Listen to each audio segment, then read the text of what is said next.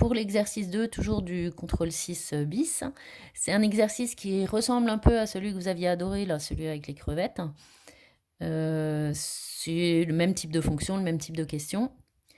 Donc, la fonction, elle est donnée de la forme a divisé par 1 plus exponentielle de moins b fois x. Et la première question, c'est de justifier que a égale 1. Donc, c'est le même principe que dans un des exos avec les logs. On part du point A. Le point A a pour coordonnées 0 et 0,5. Il appartient à la courbe. Donc, ça veut dire que f de 0 fait 0,5. On remplace x par 0. A divisé par 1 plus exponentielle de 0 fait 0,5. On simplifie, ça fait a sur 2 égale 1,5, donc a il fait bien 1. Donc dans l'écriture de f, on a déjà identifié la valeur de a qui vaut 1, donc f s'écrit 1 sur 1 plus exponentielle de moins bx. La question suivante, c'est la dérivée de cette fonction. Donc f, c'est une inverse, c'est la forme 1 sur u. U, c'est 1 plus exponentielle de moins b fois x, donc u', la dérivée de 1, c'est 0. Et attention, c'est de la forme de u, la dérivée de e de u, c'est u', e de u. Donc là, il y a la dérivée de moins bx qui sort en facteur, c'est-à-dire moins b. Ensuite, on applique la formule de la dérivée de 1 sur u, qui est moins u' sur u carré. Ça rechange le signe en haut, et donc on a b fois exponentielle de moins bx en haut sur 1 plus exponentielle de moins bx au carré en bas, ce qui est la forme proposée par l'énoncé. On vous demande ensuite de déterminer b. Donc là, pour déterminer b, il va falloir se servir d'une valeur de la dérivée. Donc quand je regarde mon dessin, on me dit que la tangente à la courbe au point A passe par le point B. Et donc, AB, c'est la tangente à la courbe en A. Et f' de 0, la valeur de la dérivée, c'est la pente de la tangente. Là, on se place en 0, donc en A. On vous dit que la tangente, c'est la droite AB, donc il faut calculer la pente de la droite AB. Pour calculer la pente d'une droite, c'est la formule 1yb moins yk sur xb moins xa. Ensuite, j'ai remplacé les coordonnées de A, c'est 0 et 0,5. Les coordonnées de B, c'est 10 et 1. Tout ça, c'est donné dans l'énoncé. Et plus qu'à remplacer, à calculer. Donc, f' de 0, ça fait 1/20.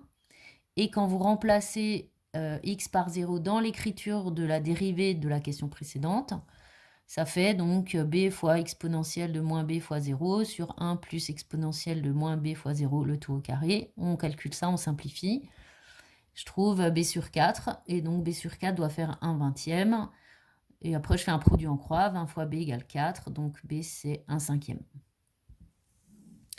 C'est exactement ce qu'on retrouve dans la fonction qui est donnée dans la partie b. Vous remplacez b par 0,2 et vous avez donc p de x qui vaut 1 sur 1 plus exponentielle de moins 0,2x. Ça représente la proportion d'individus équipés à un certain équipement, on ne sait pas quoi, après x années.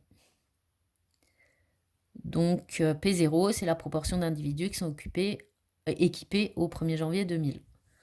On vous demande de trouver combien sont équipés au 1er janvier 2010. Donc ça revient à calculer P de 10. On remplace, on fait le calcul, on trouve 0,88 à 10 moins 2 près. Donc ça fait 88% des individus qui sont équipés après 10 ans. Le sens de variation de la fonction P, je peux reprendre mon calcul de dérivée de la fonction de la partie précédente en remplaçant B par 0,2. Donc j'ai P', dans l'écriture de P', en haut c'est un nombre positif fois une exponentielle qui est positive divisé par un carré. Donc là-dedans, tout ça est positif. La dérivée est positive, donc la fonction P, elle est croissante sur 0 plus l'infini. Pour la limite, il faut procéder par composé. On prend la limite de moins 0,2x en plus l'infini, c'est moins l'infini. Vous composez avec la fonction exponentielle qui en moins l'infini donne 0, et ça vous fait par composé la limite en plus l'infini de la partie exponentielle qui fait 0. Ensuite, par opération, on avait 1 sur 1 plus l'exponentielle qui tendait vers 0, et donc tout ça, ça fait 1. Donc ça veut dire qu'à terme, quand x devient grand, 100% des individus seront équipés, puisqu'on trouve 1, ce qui correspond donc à 100%. Dans la question 3, à partir de quand le marché est saturé quand la proportion dépasse 0,95 ? Donc je l'ai fait de deux façons différentes, soit en utilisant le théorème des valeurs intermédiaires. Donc on cherche quand P de x est supérieur à 0,95. On a le tableau de variation qui était fait d'après les questions précédentes. La fonction, elle est continue, strictement croissante. 0,95, c'est bien compris entre 0,5 et 1. Donc l'équation, elle admet une seule solution. À la calque, je trouve 14,72. 15, c'est au 1er janvier 2015. Donc là, 14,72, c'est pendant l'année 2014. On pouvait tout à fait le résoudre aussi, de façon exacte.